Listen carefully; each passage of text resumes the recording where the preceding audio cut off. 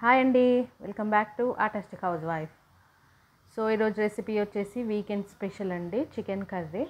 But ఈ chicken curry నేను చిక్కగా మనకి గ్రేవీ ఎలా రావాలి అని చిన్న చిన్న టిప్స్తో చెప్తూ ఉంటాను. బట్ ఇది కొంచెం డిఫరెంట్ రెసిపీ అండి. చాలామంది చికెన్ వేరేలా చేస్తారు, బట్ నా రెసిపీ కొంచెం డిఫరెంట్ ఉంటుంది. సో ఎక్కడ మిస్ అవ్వకుండా కంప్లీట్గా చూడండి. అండ్ చిక్కగా రావాలి అంటే ఏం చేయాలి అన్నది కూడా నేను టిప్స్ చెప్తూ ఉంటాను.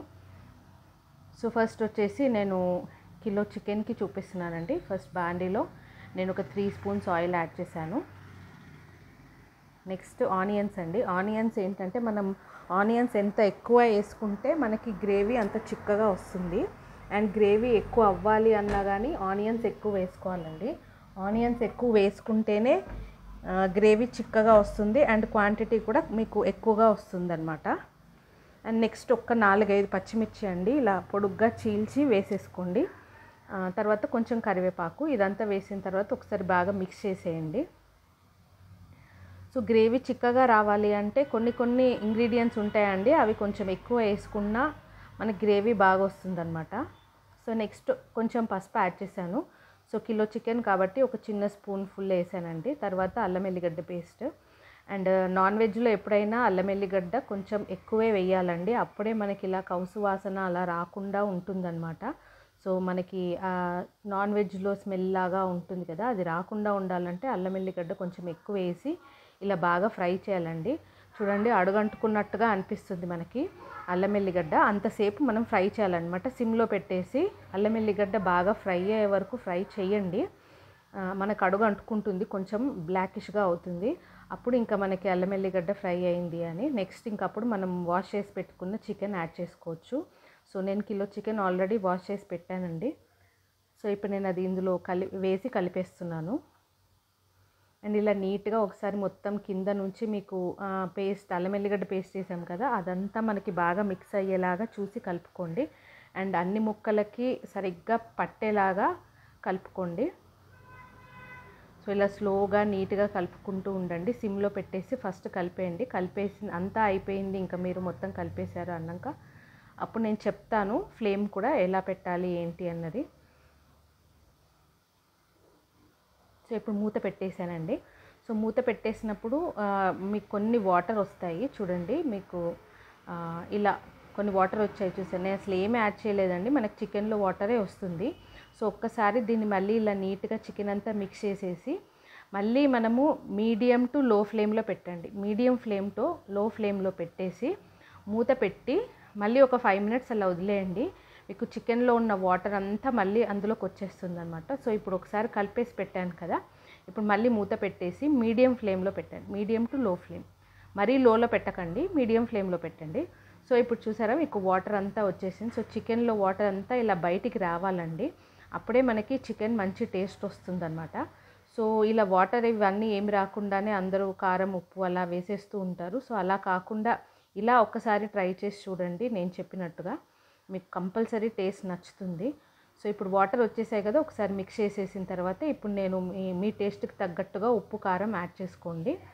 సో ఇప్పుడు నేను ఆల్రెడీ కొన్ని మిర్చి వేసాను కాబట్టి దాన్ని చూసి కారము ఉప్పు యాడ్ చేశాను. యాడ్ చేసిన తర్వాత ఇప్పుడు ఇదంతా బాగా కలుపుకోండి. అండ్ కలిపేటప్పుడు కూడా ఇది నీట్గా చూసి కలుపుకోండి, ఎందుకంటే ఒక ముక్కకి ఉప్పు కారం ఎక్కువ, ఒక ముక్కకి లేకుండా అలా కాకుండా అన్ని ముక్కలకి ఈక్వల్గా కలిసేలాగా కలుపుకొని ఇలా ముక్కలన్నీ అడ్జస్ట్ చేసుకొని ఇప్పుడు మళ్ళీ మూత పెట్టేసేయండి. సో ఇప్పుడు ఒక 3 మినిట్స్ తర్వాత చూడండి, 3 to 4 మినిట్స్ తర్వాత మనకి ఇలా నూనెలాగా వచ్చేస్తుంది పైకి. సో అప్పుడు కొంచెం టమాటా యాడ్ చేసేయండి. సో మ్యాక్సిమం చాలామంది ఏంటంటే చికెన్లో టమాటా వెయ్యరు, బట్ నేను టమాటా యాడ్ చేసి కలపకండి, జస్ట్ దాన్ని అలా టమాటా మాత్రమే కిందికి వెళ్ళేలాగా స్పూన్తో ఇలా గుచ్చండి. అండ్ పైన నుంచి చికెన్ ముక్కలు కవర్ చేసేయండి. సో ఏంటంటే మనకి టమాటా కింద ఉంటుంది కాబట్టి తొందరగా ఉడికిపోతుంది అనమాట. అండ్ చికెన్ కూడా ఏంటంటే అండి, ఊరికే కలిపితే ముక్కలుగా అయిపోతుంది చికెన్ అంతా, ఇలా పీస్ లాగా అయిపోతుంది. సో ఊరికే చికెన్ కలపకూడదు అనమాట. సో ఇది ఒక చిన్న టిప్ అండి, ఊరికే కలిపితే ముక్కలన్నీ ఇలా పీస్ లాగా అయిపోతాయి. సో ఇప్పుడు టమాటా వేసాం కదా, టమాటా వేసి ఒక్క 2 to 3 మినిట్స్ వదిలేస్తే ఏంటంటే మనకి ఈ టమాటా మెత్తగా అయిపోతుంది. సో ఇప్పుడు నెక్స్ట్ మళ్ళీ నేను ఇందులో ఈ గ్రేవీ చిక్కగా రావడం కోసము ఇదొక మెయిన్ ఇంగ్రీడియంట్ అండి, కొబ్బరి పొడి. సో నేను కొబ్బరి పొడి ఎప్పుడు ఇలా రెడీగా ఉంచుకుంటాను బాటిల్లో.